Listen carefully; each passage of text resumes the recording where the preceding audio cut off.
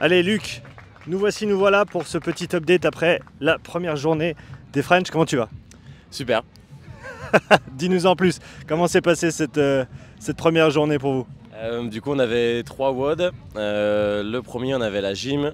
Tu veux que je détaille? On a le temps. En fait on avait paire mixte qui travaillait en même temps. Une paire devait faire 100 pull-up et 70 strict HSPU. Et l'autre paire, j'étais avec Jess, on devait faire 100 keeping HSPU et 80 chest to bar à partager. Ce qu'on avait assez rapidement, je pense qu'on était pas trop mal. Et à la fin, on avait 40 bar muscle up à se partager à 4, sachant qu'il y avait une paire au rack et une paire au mat de départ.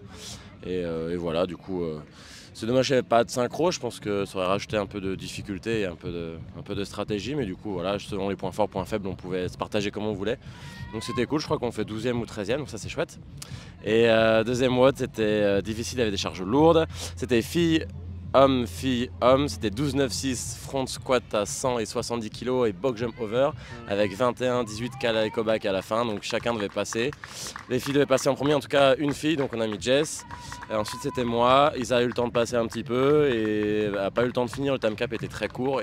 C'était quoi le time cap? C'était 12 minutes, donc il fallait 3 minutes par personne. Moi j'ai mis 3,45 et j'ai fait une broken, alors oui je pouvais aller plus vite mais ouais, c'était vraiment très court, donc voilà, Basile s'est gardé pour la suite. Il s'est gardé pour la suite et ensuite il a fait popcorn sur la course. Et du coup après il y avait le 1 km run à 4, 50 warm push press, c'était un peu galère, 1 km de run toujours à 4, 30 warm clean and jerk et 1 km de run.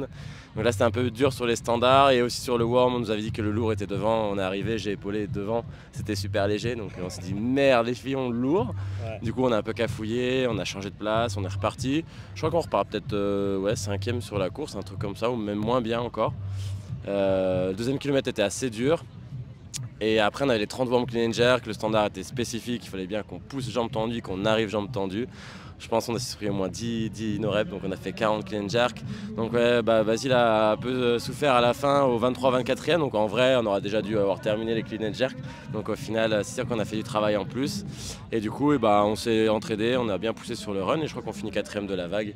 Et là les élites sont passées juste avant, j'ai pas trop regardé mais je pense qu'on a fait un truc pas trop mal malgré le WOD avec plein de no reps qu'on a fait. Donc non, une bonne première journée, franchement c'était chouette.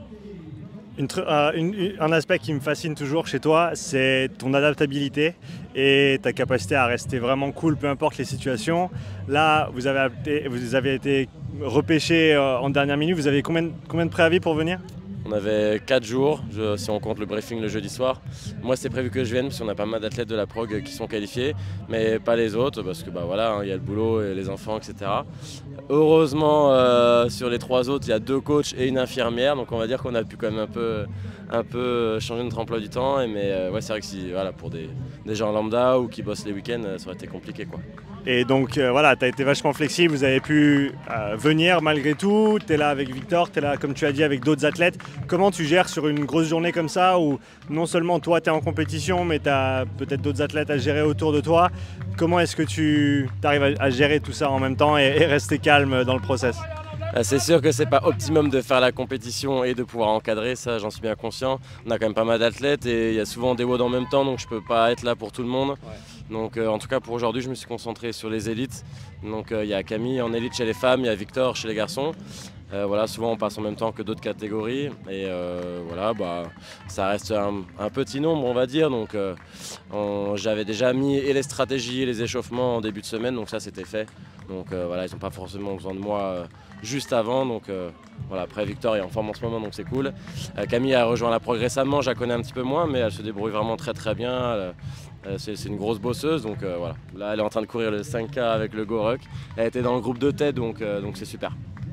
Génial. Pour les coachs qui ont peut-être un petit peu moins de bouteilles que toi, qui n'ont pas autant d'expérience en compétition à encadrer leurs athlètes, pour toi, quels sont les éléments les plus importants quand tu vas à une compétition avec un ou des athlètes? Qu'est-ce que tu peux leur apporter?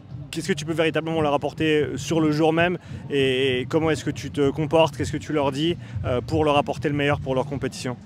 Ouais, c'est sûr que pour, on va dire, être pas trop stressé le jour même, c'est bien d'avoir anticipé et voilà, donner les indications. Surtout que maintenant, souvent, on connaît les WOD en avance. Donc, tout ce qui est stratégie, échauffement, ça, c'est donné. Comme ça, si jamais je suis pas là, ce qui est le cas des fois là aujourd'hui, ils peuvent se débrouiller. Et voilà, après de rester relativement positif. Voilà, ils sont assez, pour le coup, Camille et Victor et les autres, voilà, ils se focus sur leur WOD. C'est sûr qu'on a envie de faire mieux que les autres, c'est une compétition, mais bon, on peut pas prendre un pace différent de ce qu'on peut faire. Voilà. Si on s'entraîne bien, on sait aussi ce qu'on peut faire, même si des fois on est galvanisé par la compétition. Moi, ça marche assez bien avec moi, souvent je peux faire un peu mieux en compète et tant mieux. Mais voilà, après, de rester positif, on fait un petit briefing avant, j'envoie un petit message et après on débrief après le WOD. Donc voilà, il y a aussi Lily chez les ados qui fait la compétition. Là, c'était un peu plus dur le WOD avec les squats. Voilà, elle a un profil un peu plus altéro, donc ça donne un axe de travailler. Donc on fera la même chose, on fera l'endurance de force avec des squats mi-lourds et des séries plus longues. Mais voilà, on verra aussi ce soir. On fera un petit briefing selon comment ça s'est passé, voire pour les WOD de demain. Et voilà, essayer de grappiller quelques places. Victor est bien parti, Camille aussi. À voir avec Lily, j'ai pas encore son classement là, mais voilà. Et des conseils pour les athlètes qui participent à des compétitions de 2-3 jours pour la première fois, quelles sont les plus grosses erreurs que les athlètes feraient dans leur première compétition quand il y a du volume, quand il y a plusieurs jours, quand il y a de la chaleur comme aujourd'hui? C'est quoi tes conseils là-dessus? C'est sûr que moi aussi, tu as l'ambiance, envie de voir les autres WOD, mais voilà, il faut aussi penser à soi, donc pas rester toute la journée au soleil, penser à bien s'hydrater, prendre des électrolytes ce soir pour bien récupérer. On est tous très souvent en déficit calorique.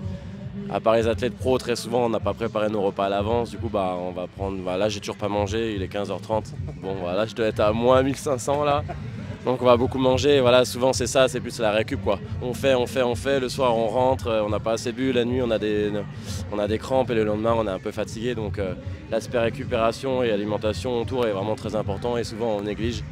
Et c'est pas évident, il fait chaud, on est un peu stressé, mais voilà, là il faut engranger des calories, donc c'est plus ça.